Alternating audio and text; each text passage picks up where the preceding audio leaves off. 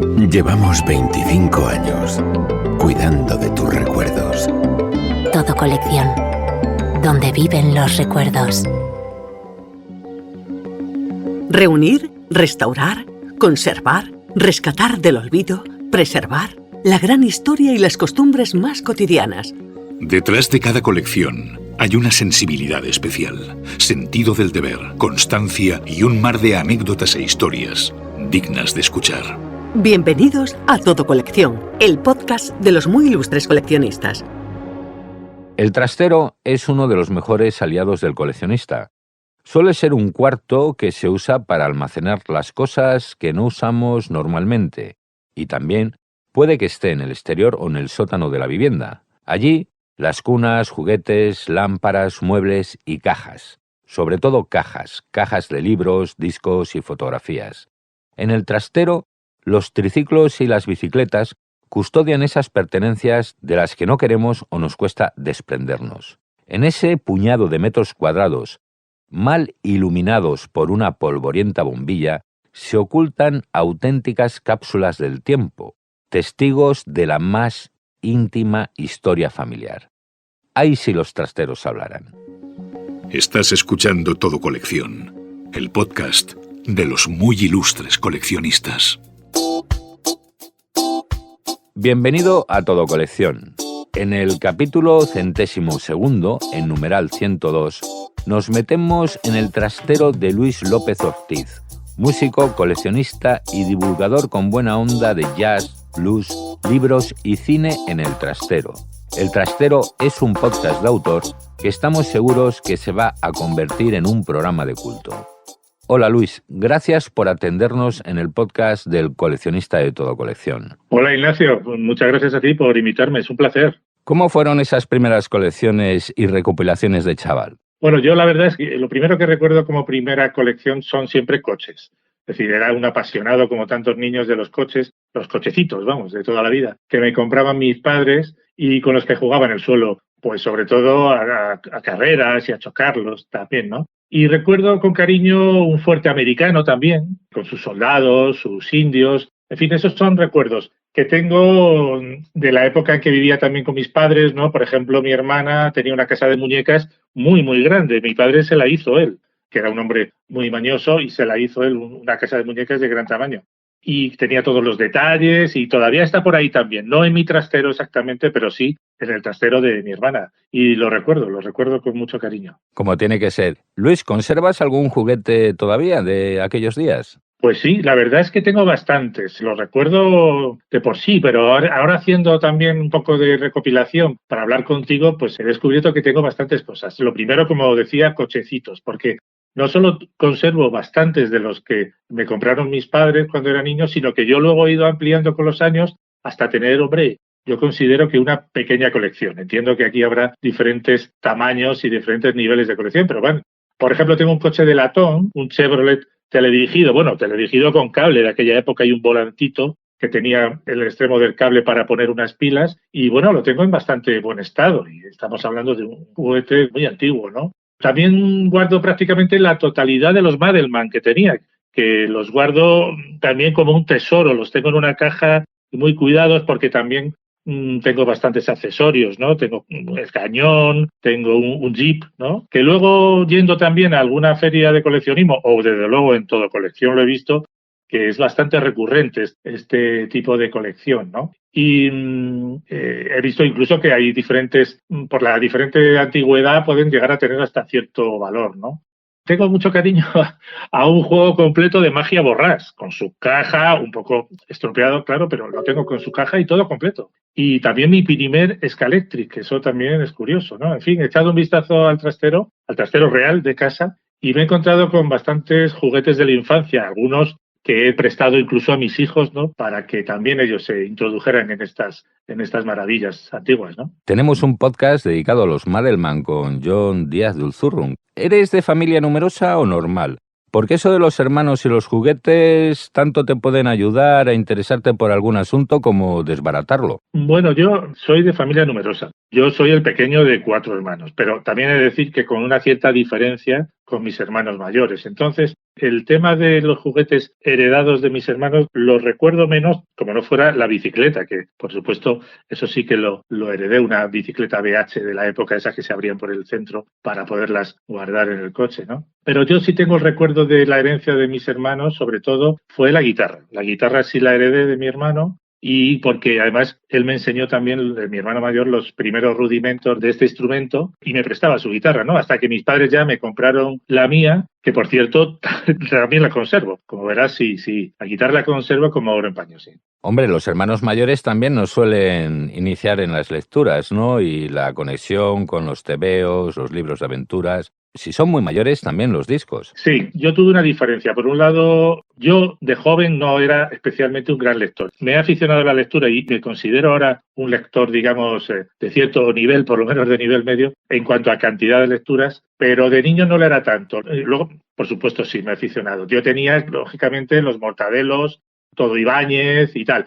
Bueno, pero ahora sí recuerdo, pero esto es todavía más antiguo, que tengo, lo estoy cogiendo aquí, 2 cuentos de cuando era verdaderamente niño, ¿no? Que estos están firmados por el rey Melchor y nada menos que están fechados en el 1964 y 1965. Uno se llama Amadeo el astronauta y otro Olga y Jorge van en Vespa, que son unos cuentos troquelados, una auténtica preciosidad, que los mantengo también en un buen estado. Y efectivamente también el otro día por curiosidad los busqué en Todo Colección y veo que sí, que efectivamente existen más ejemplares que la gente comparte por Todo Colección. Y eso fueron un poco el tema de las lecturas más bien de pequeño. Luego, en cuanto a música, sí. La música y los discos sí, porque claro, a mis hermanos al ser mayores, pues efectivamente ya tenían el tocadiscos y bueno, ya me empezaron a influir un poco a que me interesara de una forma un poco más en serio. Como eran mayores que yo, pues bueno, con la canción Protesta y Joan Manuel Serrat y todas estas cosas, sí, así fue. Lo del cuento debió ser una premonición porque luego me gustaron mucho las Vespas, ¿no? Y este cuento de la Vespa lo tengo con mucho cariño, sí. Las Vespas, un mundo apasionante, y mencionabas también los astronautas.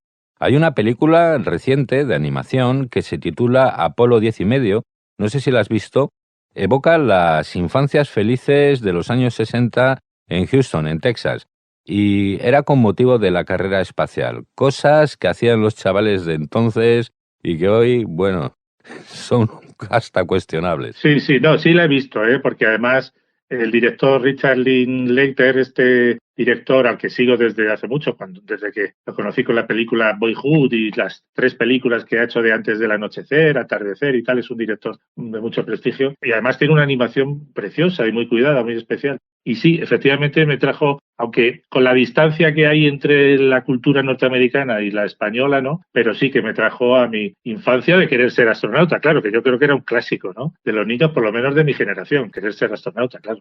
Más recuerdos televisivos. Luis, la serie de los 90, no sé si la conoces, Sigue soñando. Allí Martin Tupper era un obseso de las películas en blanco y negro, y las vivencias de Martin se entremezclaban con escenas en el que él recordaba su infancia televisiva. ¿Tiene algo que ver contigo? Sí, la recuerdo porque era una serie además que invitaba a ser cinéfilo, porque claro, él, si recuerdas, él cada vez que tenía una duda sobre lo que tenía que decir a alguien, ¿no? A una chica a la que pretendía o no sé, al jefe, y no se le ocurría nada, pues recurría a frases del cine clásico en blanco y negro, ¿no? Que la serie parecían tal cual dichas, ¿no? Y eso sí, claro, lo recuerdo como que era, para empezar, desde el punto de vista narrativo, cinematográfico, a mí me parecía una cosa muy original y además está considerada una serie de culto. Es una forma muy bonita de recurrir a los clásicos del cine, para buscar nuestras respuestas, no solo de las personas, sino de la vida misma, ¿no? Si eres coleccionista, caerás en nuestras redes. Sigue la actualidad y los lotes más curiosos en los perfiles de Todo Colección en Facebook, Twitter, Pinterest, Instagram y canal YouTube de Todo Colección. Llega el momento del saludo para los hermanos hispanoamericanos que escuchan el podcast de Todo Colección. Y fíjate, Luis, en Norteamérica son mucho de emprender un negocio en el garaje.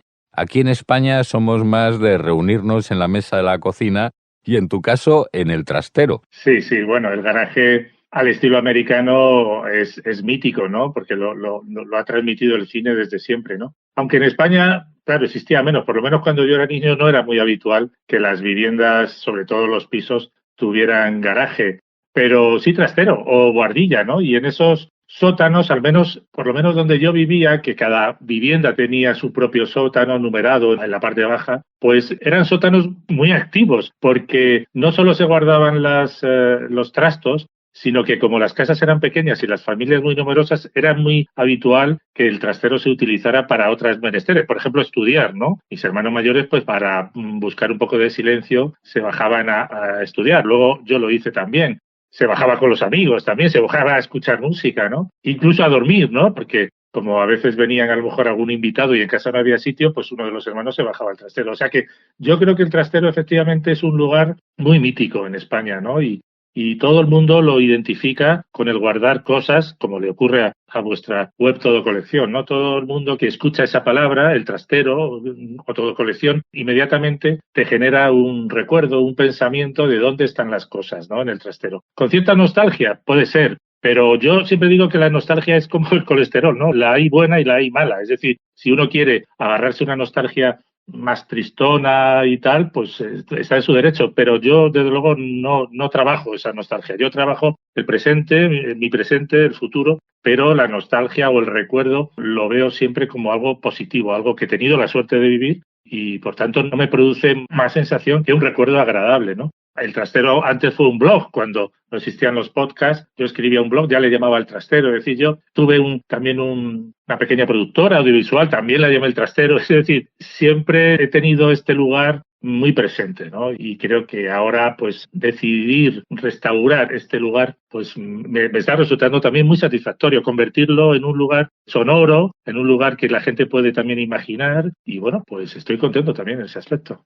Nos hablabas de nostalgia y el término de la saudade creo que es portugués, pero lo que significa o viene a significar es ahí una nostalgia un poco agridulce, no tan dolorosa, ¿no? Luis, la colección de coches de tu padre, ¿cómo iba eso? Bueno, como tenía muchos cochecitos y siempre me ha gustado, pues un día dije, bueno, y podría comprar los coches que tuvo mi padre, que por cierto no eran muchos, pero sí eran especiales, porque él tuvo coches que no eran los habituales, tuvo unos Ford Taunus fabricados en Alemania, cuando todavía no había fábricas en España, y entonces, pues esos Ford Taunus que tuvo, que compraba el hombre de segunda mano y los iba arreglando y tal, pues no eran fácil de encontrar, la verdad. Y entonces me empeñé, digamos, poco a poco, me llevó su tiempo, el ir rastreando, el ir encontrando estos Ford Taunus que tuvo mi padre, y la verdad, se ha dicho, algunos de ellos, si no la mayoría, los conseguí a través de Todo Colección. Y entonces ya no me paré ahí, o sea, luego ya me lancé y me decidí a comprar incluso los manuales de uso, que también estaban allí, porque claro, ya cuando tienes un buscador como Todo Colección, pues te animas y con la imaginación puedes ir a un montón de sitios. Entonces yo dije, bueno, a ver, los manuales, y efectivamente los encontré, revistas donde había un reportaje sobre estos coches, en fin, fue una labor de investigación que va muy unida al hecho de comprar y coleccionar, ¿no? Y muy divertida. Desde luego que es un entretenimiento. Y tus coches y las Vespas, porque Vespas llevan ya un buen tiempo. Sí, bueno, se me ha olvidado comentarte antes que también mi padre, que era mecánico de aviación, ya él tenía una colección de los aviones en los que él había volado a lo largo de su carrera, ¿no? Con lo cual, quizá de ahí me viene también esto, ¿no? Porque él ya inició. Yo luego he comprado algún avión más, ¿no? Pero bueno, en cuanto a lo que es las Vespas, pues claro, yo en cuanto fui joven y pude tener una Vespa, que por cierto me ayudó mi padre a comprarla, y he sido fan de las Vespas, ¿no? Entonces he comprado también, pues, los diferentes modelos que he tenido en diferentes tamaños, en diferentes escalas, en cuanto a las Vespas, ¿no? Y tengo, pues yo creo que una buena colección también de Vespas y también de otras motos que he tenido después, que no eran Vespas, unas motos un poco más grandes que he tenido también a lo largo de los años, ¿no? Oye, es interesante esa conexión entre la aviación y la Vespa, porque la Vespa surge de la aviación precisamente. Pues sí. Yo, vamos, mi padre además era, como digo, mecánico de aviones, tenía esa pasión, pero luego, claro, los coches, pues él también se encargaba de arreglarlos, ¿no? Como buen mecánico. Y luego mis motos también, que anterior a las Vespas, pues tuve algunas bastante viejas y él me echaba una mano en tenerlas al tanto, ¿no? Pero sí, hay esa conexión, ¿no? Conservo los aviones que coleccionó mi padre, compré yo algunos más y son algunos verdaderamente de cierto valor, ¿eh? Y muy bonitos, sí. Oye, Luis, y luego hablamos de garajes, bandas de garajes y también tu afición a la música, porque la guitarra le das bien a los trastes. Bueno, la guitarra es un coleccionismo muy caro. En fin, esto viene porque, claro, yo toco la guitarra desde niño, como te contaba, que mi hermano me enseñó, y conservo la guitarra que me compraron mis padres. Y luego, a lo largo de los años, he ido comprando bastantes guitarras, porque si algún guitarrista, sobre todo de guitarra eléctrica, está escuchando esto, me va a comprender perfectamente y se sabe que no se puede tener una sola guitarra, ¿no? Siempre se está constantemente deseando tener otra guitarra y hacer lo que sea para tener una nueva guitarra. Y yo, pues igual, modestamente he ido comprando poco a poco, yo diría que casi regularmente, y tengo una pequeña colección. Lo del grupo, pues es genial. Incluso en una de las casas en las que viví también tenía un trastero bastante amplio y también nos juntábamos allí a tocar y preparar algunos conciertos que damos el grupo pues de vez en cuando por ahí por bares y locales de Madrid, ¿no? La guitarra es un mundo muy particular. Es difícil, como digo, encontrar aficionados, bueno, profesionales por supuesto, pero el aficionado tiene incluso, yo creo que más que el profesional, esas ganas siempre de tener diferentes modelos para ir tocando y siempre mirando tutoriales de un nuevo modelo que sale, comparando precios, hablando con los amigos y tal. Desde luego, el mundo de guitarra se presta también mucho a la colección, sí. A la madurez podcaster. Dicen los millennials, los chavales de veintitantos, que ahora los jubilados nos plantamos delante de un micro. Hay que ver, Luis. Sí, mira, el otro día escuché al humorista Joaquín Reyes, el gran cómico, le oí decir que hoy en día, si no tienes un podcast, no eres nadie.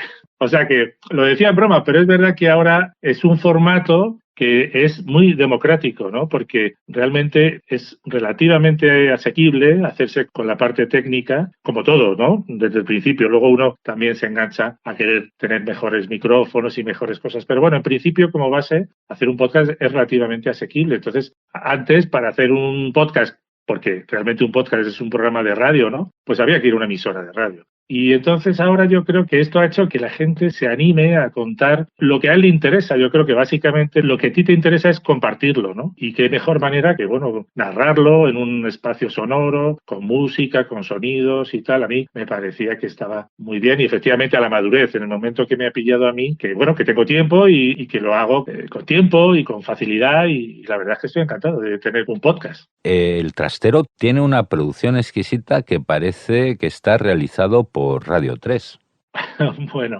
Bueno, eso te lo tomo como un halago porque efectivamente todos los aficionados a la buena música hemos seguido Radio 3 y siempre la hemos tenido como un referente, ¿no? Pero como digo ahora, ¿sabes? No es democratizado. Pero claro, yo también es verdad que me gusta llevarlo a un nivel técnico, bueno, pues un poquito irme superando y crear una estructura, crear un hilo conductor, una narrativa, ¿no? Y además que me ocupa el tiempo de las cosas que más me gustan, ¿no? Porque leo libros, veo películas, escucho música, que es lo que más me gusta. Entonces, una vez que tengo el esquema, pues lo paso a limpio y hago el podcast. Es decir, realmente lo que estoy haciendo es concentrar todos mis intereses en un espacio sonoro. Y en cuanto a la factura, pues hombre, te agradezco el comentario. Yo sí, por mis orígenes de haber trabajado en el mundo audiovisual, pues siempre procuro llevar al detalle, ¿no? La producción. En el trastero, la música es uno de los grandes protagonistas. Tus géneros favoritos, y lo que nos interesa mucho es si tiras de vinilo o de digital. Bueno, en cuanto a géneros he ido modificando mis gustos con los años, la verdad, como suele ser habitual. De joven escuchaba música pop o rock, que era lo más asequible por aquel entonces. Tuve una época de música clásica, la verdad, sobre todo de música antigua, tipo barroca y demás, porque, bueno, se me cruzó en mi camino, ¿no? Ese mundo de la música clásica. Pero luego, por una evolución que tampoco sabría yo decir muy bien por qué, fui tirando hacia el blues, hacia el soul y, como digo en el programa, aledaños, ¿no? Es decir, las músicas que están alrededor, ¿no? Cuando retomé la música, lo que es de tocar, ¿no? Que lo había dejado durante unos años, pues, por la típica circunstancia de crianza de hijos y de tener menos tiempo, el trabajo y tal, y una época en la que lo retomé, pues comencé a hacer una cosa que yo recomiendo mucho, ¿no? Que es, me fui a la escuela de música de mi pueblo, ¿no? Que suele haberlas en casi todos los pueblos o barrios, y fui allí y empecé a recibir unas clases que se llaman de combo. Un combo es la palabra grupo, ¿no? En el ámbito de la música, y entonces empiezas a aprender tocando con otra gente, ¿no? Y se vaya a tocar en grupo, se aprende con un profesor, y ahí es donde empecé otra vez a retomar y a escuchar ya la música que quería tocar y que, bueno, se empezó a convertir en la música que luego ha sonado siempre en el trastero, que ya es la música de blues sobre todo y la música de jazz o el soul. En cuanto a lo de digital, la verdad, yo tengo muchos vinilos, he sido siempre coleccionista también de vinilos y de CDs y cosas también de esas que tienes como oro en paño. Ahora bien, comprendo perfectamente al coleccionista de vinilos porque, como digo, en parte lo soy, pero soy muy práctico y de cara al, por ejemplo, al programa, pues utilizo lo digital, ¿no? Porque es más práctico y el contenido, al fin y al cabo, es lo que más me interesa, ¿no? Al venir de la realización de televisión, lo de la postproducción del audio lo traías aprendido de casa. Bueno, sí, la verdad es que sí. Me he tirado 31 años en una cadena de televisión, más los que estuve antes en otros sitios, haciendo pues todo tipo de trabajos, pero siempre como realizador y como montador. Y es lo que me permite también que el podcast sea un poco narrativo, porque lo que yo hago es intentar contar una historia a través de los contenidos. Y entonces la música es importante. La música pues no va al azar, ni la edición. No entra aquí por gusto, sino entra porque va a crear una ligera emoción, ¿no? Aunque yo también trabajaba la imagen, pero el sonido también en la televisión se trabaja con la misma intensidad y con la misma importancia, porque al final el sonido apoya la imagen y hacen un todo, ¿no? Y en cualquier caso lo disfruto, porque comprendo que esas herramientas las tengo aquí ahora a disposición en un ordenador y es muy gratificante usarlas para crear ese discurso, ¿no?, que quiero crear en cada episodio.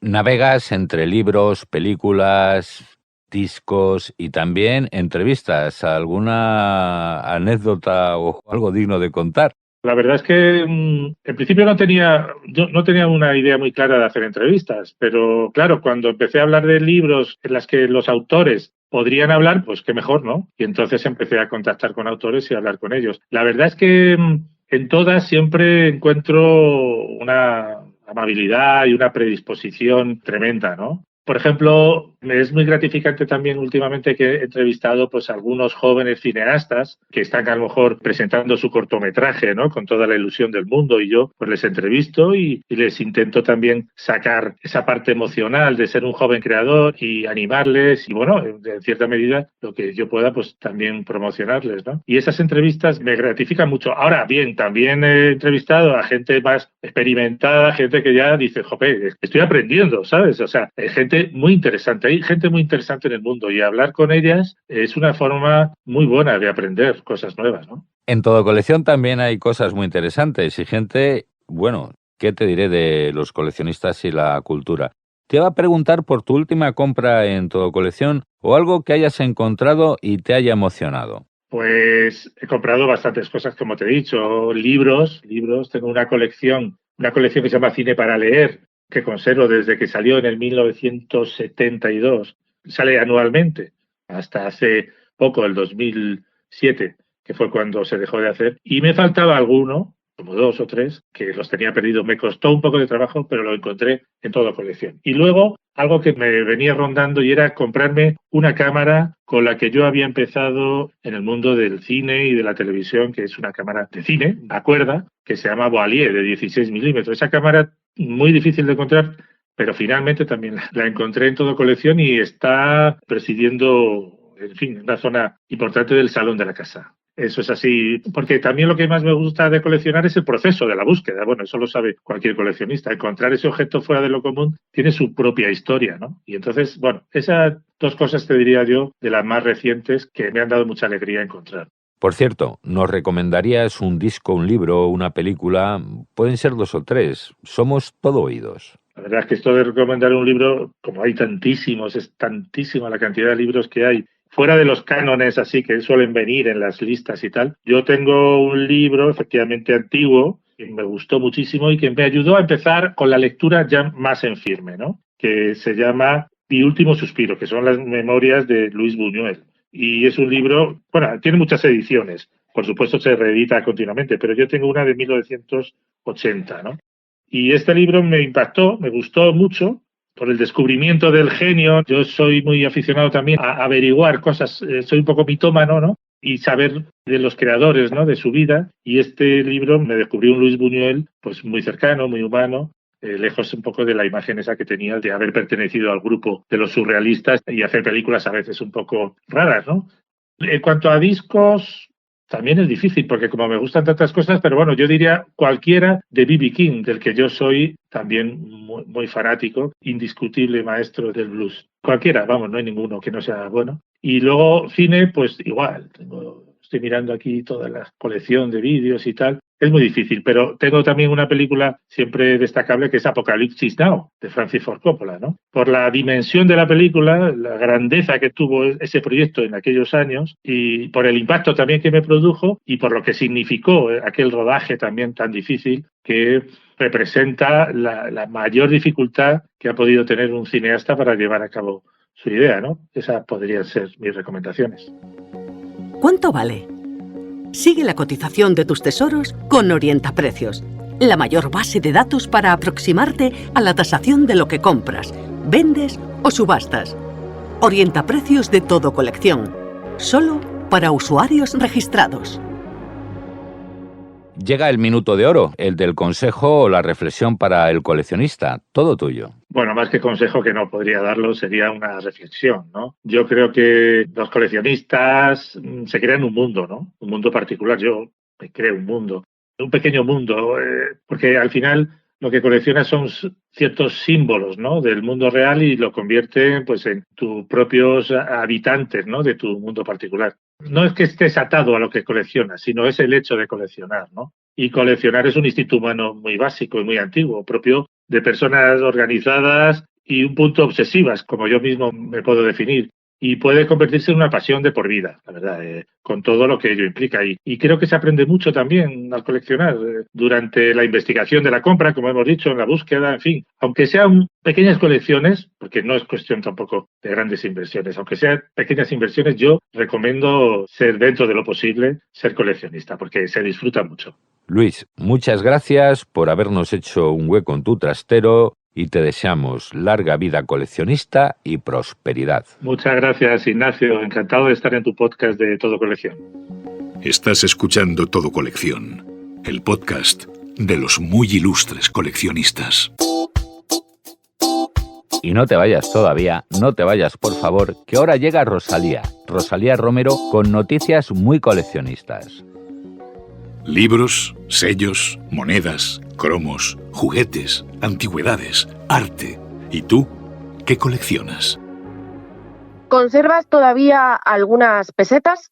En nuestra sección de hoy recuperamos el valor de la nostalgia y comentamos un tema recurrente en los medios de comunicación, la revalorización de las ya desaparecidas pesetas, Ignacio. Se podían cambiar por euros hasta junio del año pasado y fíjate, Rosalía, que muchos seguimos haciendo las cuentas pasando los euros a pesetas. Y hubo quien con visión de futuro prefirió conservarlas. Son hoy muchos los hogares españoles que acumulan una gran cantidad de monedas con el fin de venderlas el día de mañana, ya que además algunas de ellas llegan a obtener un alto valor coleccionista. Cuéntanos, ¿cuáles son las más valoradas? Mira, antes de nada quiero matizar a los oyentes que, como ocurre con los sellos y los billetes, a la hora de hablar del valor de las monedas hay que tener en cuenta que su cotización depende sobre todo de rarezas y errores, de las personalidades que aparecen en ellas o por pertenecer a series limitadas o tener una serigrafía especial con motivo de una conmemoración de algún evento. Por eso solo ciertas monedas muy específicas son las que tienen realmente valor. Dicho esto, voy a enumerarte algunas muy exclusivas y codiciadas en el mundo del coleccionismo, Ignacio. Sorpréndenos, Rosalía. Se piden 6.400 euros en Todo Colección por una moneda de una peseta de 1975, especial por ser la primera moneda de peseta con la cara del rey emérito Juan Carlos. Hay otra moneda muy especial y excepcional como la de una peseta acuñada en 1946-1948, que es muy rara y difícil de conseguir por su escasez. Uno de nuestros vendedores asegura en su anuncio que solo hay 139 piezas en el mercado. Bien, pues esta pieza se vendió en 2018 por un total de 1.200 euros. El lote más caro actualmente a la venta tiene un valor de 6.500 euros. Vaya, desde luego que la pela es la pela. Sí, pues se espera porque el último lote supera con creces esta cantidad. Se trata de otra moneda especial acuñada en 1949 en su versión de prueba. Es la de 5 pesetas en esta ocasión con el rostro del general Franco. Disponemos de varios ejemplares a la venta. Los precios más elevados rondan los 18.000 y 25.000 euros para que te hagas una idea. Si eres coleccionista de monedas o conservas algunas y quieres saber su precio de mercado, te recomendamos echar un vistazo a Orientaprecios, nuestra guía de lotes vendidos, donde vas a poder investigar el histórico de monedas vendidas y sus precios de venta. Seguro que te haces una idea más acertada del valor de tus monedas antiguas o de las que deseas vender o adquirir. ¿Ya disfrutas de Todo Colección en la palma de la mano? Descarga la aplicación de Todo Colección en tu móvil. Compra, vende, negocia, puja. Consulta en tiempo real Todo Colección, donde viven tus recuerdos. Pues hasta aquí el episodio de hoy. Esperamos que te haya gustado. Gracias por acompañarnos y dejarnos tu comentario. Ya sabes, es fácil, gratis y un me gusta con el pulgar hacia arriba nos anima a continuar con esta tarea divulgadora de la cultura del coleccionismo. Te invito a sumarte a esta apasionante misión. Puedes enviarnos un email con tu propuesta a comunicación@todocolección.net. Insisto en que te cuides y te recuerdo que para tus compras y ventas, con el servicio de envíos de Todo Colección y Pago TC, la vida es mucho más sencilla. Aquí, a pie de micro, te habla Ignacio del Valle. Nos vemos, nos escuchamos en el próximo episodio de Todo Colección, donde viven los recuerdos rescatados del trastero de la memoria. Fin de la cita. Hasta el próximo episodio de Todo Colección, el podcast de los muy ilustres coleccionistas. Seguimos en contacto en el Facebook, Twitter, Pinterest, Instagram y canal de YouTube de Todo Colección.